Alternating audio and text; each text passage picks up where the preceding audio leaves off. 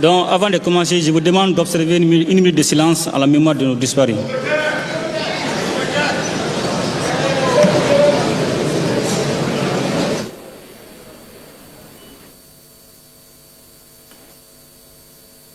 Je vous remercie.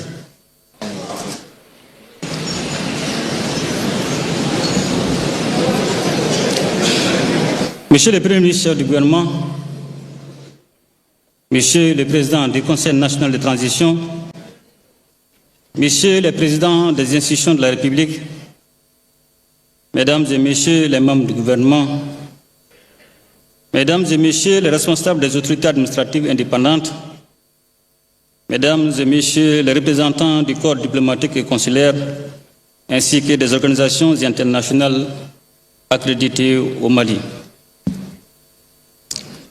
Monsieur le Président de la Commission de rédaction du projet de la Charte nationale pour la paix et la réconciliation nationale, Mesdames et Messieurs les membres de la Commission de rédaction du projet de la Charte nationale pour la paix et la réconciliation nationale, Mesdames et Messieurs les représentants des autorités religieuses et des légitimités traditionnelles, Mesdames et Messieurs les responsables des organisations de la société civile, distingués invités, Mesdames et Messieurs,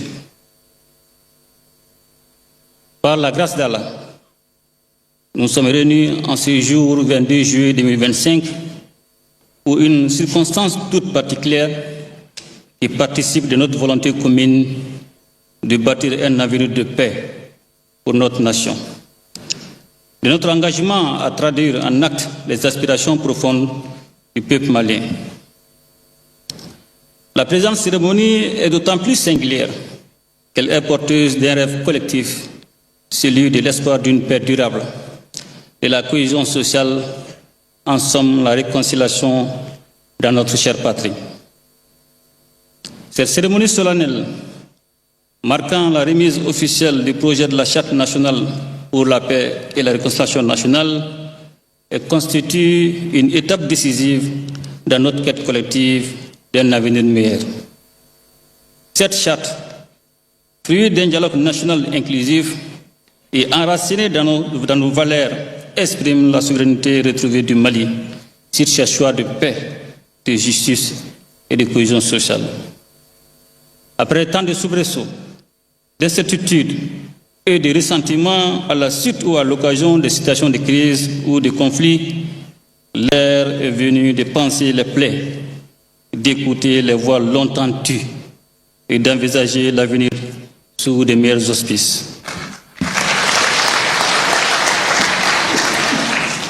Le sacrifice consenti par les fils et les filles du Mali pour cette paix est un legs précieux qui fonde notre volonté d'aller vers une nation réconciliée et résolument tournée vers le développement. La grande conscience de notre histoire multiséculaire et la sagesse collective que les Maliennes et les Maliens ont sans cesse démontré demeurent des atouts pour relever ces défis majeurs pour la nation. À ce tournant décisif de notre histoire, nous devons tous, dans la résilience et dans la conviction d'un lendemain meilleur, joindre nos efforts pour que le Mali continue d'être, de se développer et de durer. Mesdames et Messieurs, les défis auxquels nous sommes confrontés sont certes multiples, mais il nous appartient cependant de les transformer en opportunités afin de réduire à leur simple expression les pronostics les plus défavorables contre la marche souveraine du Mali. Victime de manœuvres géopolitiques habilement orchestrées, notre État avait été affaibli à dessein et son intégrité territoriale sérieusement ébranlée par des velléités séparatistes sur fond de terrorisme suscité et activement soutenu par des sponsors étrangers. Aussi, la fragilisation continue de l'État ne visait autre finalité dans les pays que l'instauration d'une situation de violence inédite, tout en provoquant de profondes fractures dans les liens intra- et intercommunautaires, voire à l'échelle nationale. Notre État a été victime de manœuvres géopolitiques, de pressions exogènes et de stratégies visant à diluer sa souveraineté. Ces menaces, habilement orchestrées, ont ébranlé notre cohésion, instrumentalisé les différences communautaires et affaibli notre intégrité territoriale. Fort heureusement, le discernement, la résilience et l'esprit de responsabilité du peuple malien ont permis de contrer ces tentatives et de préserver l'essentiel. En démontrant ainsi son attachement à ses origines profondes comme bouclier et en développant la pleine conscience de son unité, le peuple malien entend désormais s'illustrer dans la résolution de ces crises et conflits à travers des mécanismes endogènes. Les forces de défense et de sécurité, dans leur mission régalienne, ont contribué à stabiliser la situation et à ramener progressivement la quiétude dans de nombreuses localités du pays. Le recouvrement de l'intégrité du territoire a également constitué un facteur déterminant pour le retour de la paix et l'amorce du processus de réconciliation nationale dont nous célébrons aujourd'hui le dénouement d'une étape cruciale. Bien entendu, il s'agit de la rédaction du projet de la Charte pour la paix et la réconciliation nationale, un document d'une haute valeur républicaine qui, j'en suis convaincu, restaurera la souveraineté du Mali sur ses initiatives de résolution de crises ou de conflits. C'est d'autant impérieux que le processus de dialogue entamé par notre pays sous l'égide d'acteurs extérieurs avait été hypothéqué pour servir d'autres intérêts. Un tel processus excentré n'offrait en réalité aucune perspective de paix durable entre les Maliens, bien au contraire.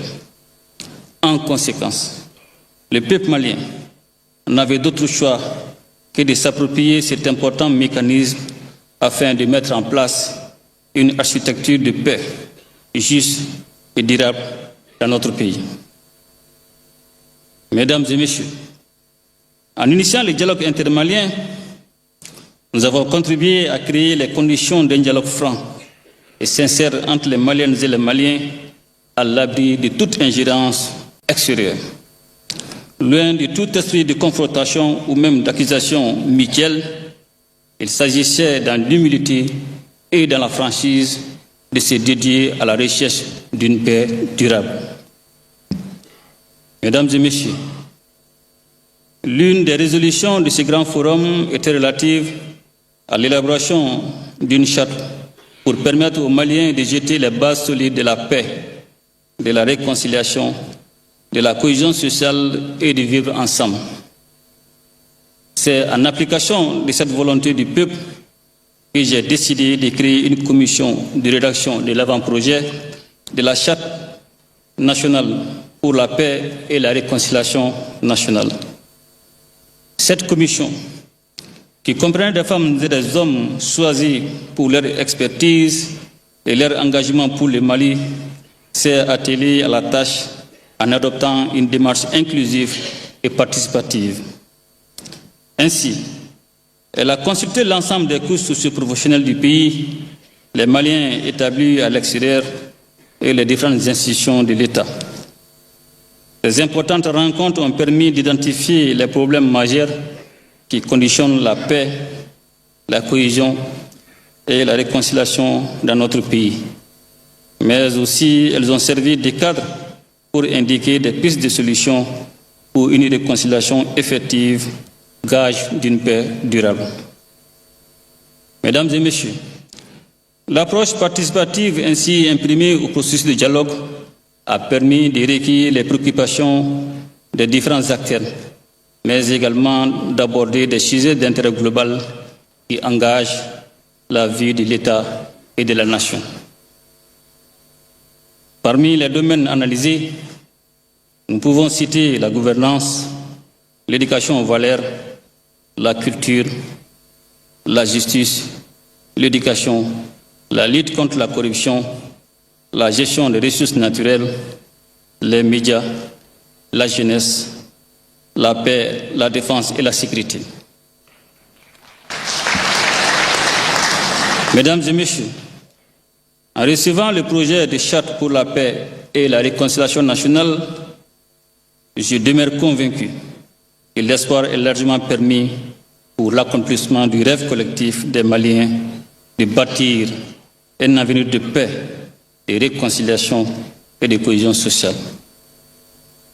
Nous devons sans réserve ni blocage et contribuer à l'avènement de cette nouvelle lueur d'espoir appelée à illuminer nos cœurs et nos esprits et à redonner au Mali toute sa splendeur sociale d'antan, faite d'humanisme, de solidarité et de paix. Les épreuves que nous avons traversées ensemble doivent désormais constituer le ciment de notre unité retrouvée.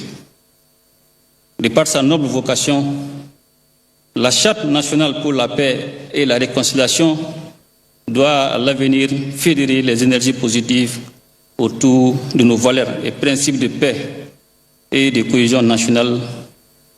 Elle doit également constituer une garantie de notre équilibre social et de nos politiques de développement. Cette charte est appelée à devenir le socle commun des politiques publiques, des stratégies de paix et de réconciliation et de l'action collective pour notre avenir.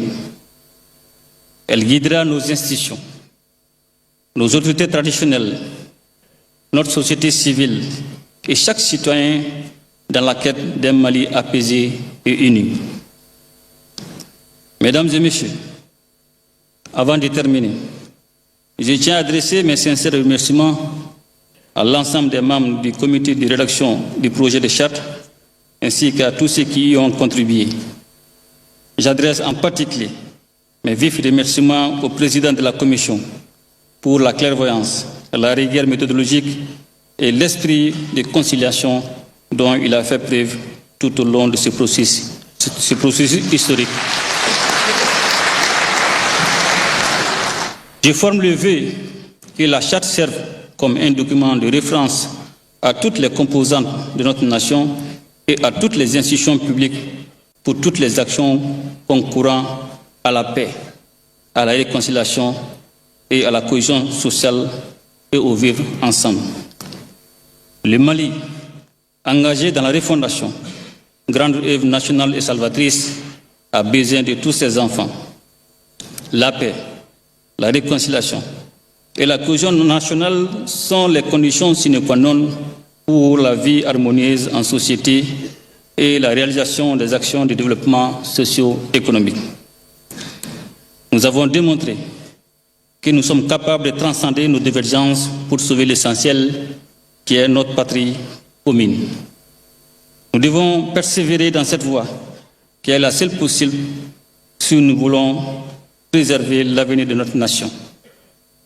Nous devons désormais faire vivre cette charte non comme un texte figé, mais comme une boussole vivante pour bâtir ensemble le Mali croix. Qu'Allah bénisse le Mali et protège les Maliens. Je vous remercie.